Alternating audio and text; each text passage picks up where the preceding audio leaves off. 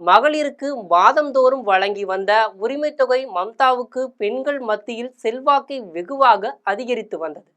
மீண்டும் ஆட்சிக்கு வந்தால் மாதந்தோறும் மகளிருக்கு ரூபாய் 1500 வழங்கப்படும்.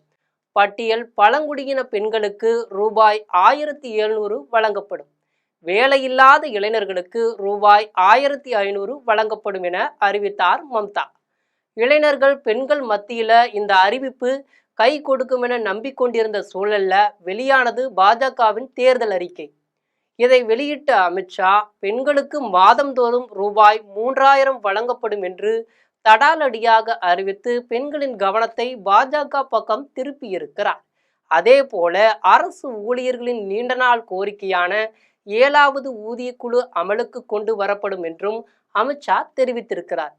ஆட்சிக்கு வந்த 6 மாதங்கள்ல பொது சிவில் சட்டம் சிஏஏ சட்டங்கள் அமலுக்கு வரும் என்ற பாஜகவின் அறிவிப்பு இந்துக்களின் வாக்குகளை ஒருங்கிணைக்கும் என நம்புகிறது பாஜக.